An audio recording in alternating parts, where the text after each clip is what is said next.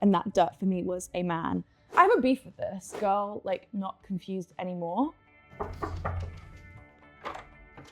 Hello, MTV, this is Alessi Rose, and this is your Backstage Pass. So first things first, how are you feeling about tonight? I'm feeling really good because I played here last night. 2 sold-out nights at Kentish Town is a dream. And it was honestly the best show of my life. I feel like people were at their most loud, passionate. I could hear people screaming through my ears. I'm surprised I don't have a burst eardrum after it, but I just felt so like present, and in the moment, I'm ready again. And you've opened for some really big names, still so early on in your career. Yeah. Lipa, Tate McRae. How was that? I think specifically like Dua and Tate are very much known for being like super hardworking artists. I mean, I love both of their music and I've followed both of them in their careers for years and years, but I think them being super hardworking characters, it's always been a thing for me where I'm like, I'm gonna work hard regardless. Like, even if I'm not the most talented person in the room, I'm gonna work the hardest. So it's nice being around those people who are very similar. I love that. And speaking of performing, what are you most excited to perform tonight? My favorite is Falling Forever, which is off my deluxe, Voya Deluxe that came out a few weeks ago. And it's kind of just a super like upbeat, poppy song that feels to me like I wrote it in New York, and it feels like New York to me, which I don't know if that actually resonates with anyone, but to me it feels like running over a bridge in New York and feeling super free and liberated and just happy and getting rid of the dirt in your life. And that dirt for me was a man. So it's really nice for me singing on stage, some of the lyrics in it, including "You're a bitch." I don't know if you can include that, but you can bleep it if you like. Yeah. We are gonna get back to that. Thank you. But like, it must be so nerve-wracking going on stage in front of all these fans. How do you calm your pre-show nerves? How do you get to a place where you're like, I'm so chill and cool? I don't really get nervous. I don't know. I have like a thing in my head where I'm like, I want to put on the best show I possibly can. And I guess that comes with nerves. But in terms of being like actively anxious, I am so in love with doing shows for these crowds that I feel so good before I go on. I'm like practically skipping. But I guess one thing I like to do, I like to listen to some Madonna before I go on, because I feel like she gets me in the mood and it just allows me to access my higher being of pop, you know, the pop royalty, if you will. Sex. And do you think anyone from EastEnders should go to this? Oh, the clip flung over the clip! I told you it was gonna happen! Do I think anyone from EastEnders is gonna be there? I hope so, but also I have a beef with this, okay? That was really wonderful, thank you for name dropping me in EastEnders, but they said my tickets were too expensive. And I'm like, if you drag me, but I don't know, like you can't please everyone, okay? Thank you. Very rude. What was your reaction like when you heard that they just name dropped you in an episode? It was crazy because honestly, I think that's the most famous I've ever been to any of my family. Like, I think I've done some like really like big things that I've been proud of, you know, the Dua Lipa tour, Tate McRae, Glastonbury. My extended family, when they heard that I'd been name dropped in EastEnders, they were like, wow, this is big. They're like, this is the moment I think we've all been waiting for. But also I was like, this is really cute. Like, whose kid was like Alessi Rose on the EastEnders set? And aside from EastEnders, what's a dream collaboration for you? Lord, when you want to delve into pop collabs, like maybe like Girl, like Not Confused Anymore. I could do that with you, or something like, I don't think our relationship will be confusing because I love you and hopefully you'll reciprocate, but like anything, I'll just sing backing vocals. We can keep it simple. How do you kill time when you're on tour? How do I kill time on tour?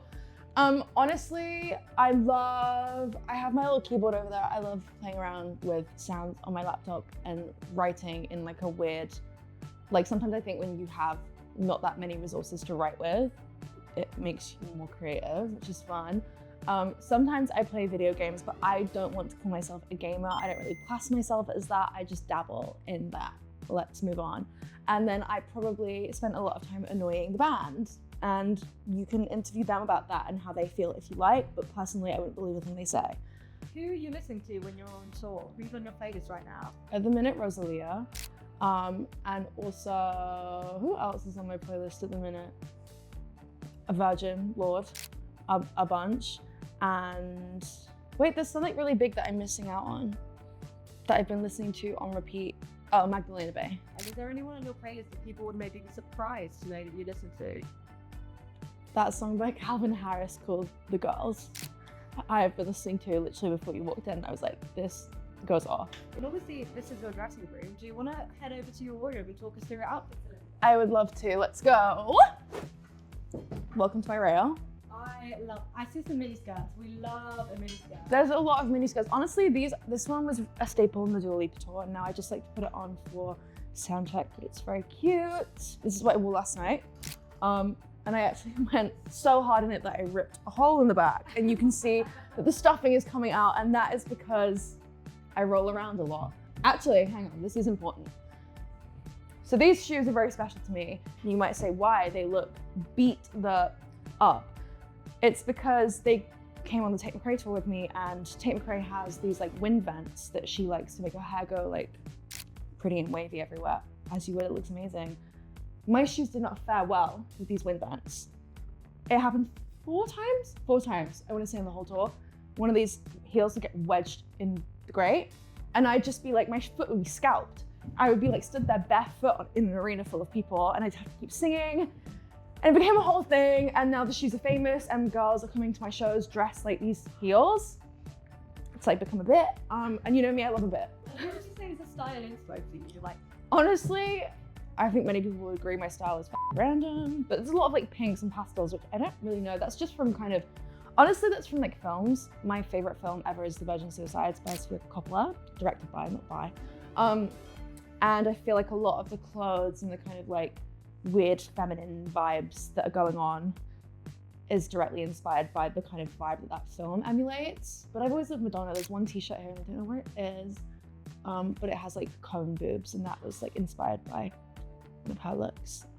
But yeah, honestly, most of my like style stuff comes from like movies and weird like whimsical costumes rather than actual pop girlies. But yeah, this is my rosary station. So I wear a rosary every night. I also throw one into the crowd every night. So if you want to catch a rosary, guys, I'd say go quite far back because I have a really strong throw. I have really strong arms, and so it ends up going quite far. But my favorite, I would say, is this one, the pink one. But the rest of them, really love. They're really cute. We've got a variety of pearls. If you're into gold, we've got something for all of you.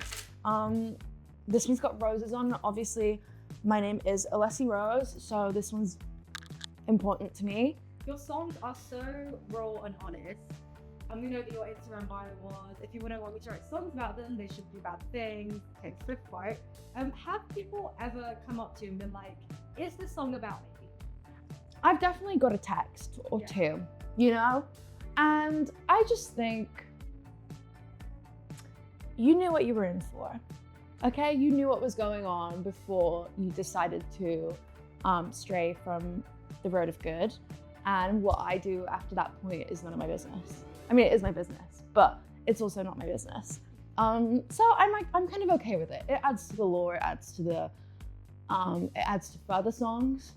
If anything, when people ask me, I'm like, you deserve another one. Let's just keep going. So true, because anything is more material. Yeah. Your Instagram name is King Alessi. If you were king for a day, what rules would you enact?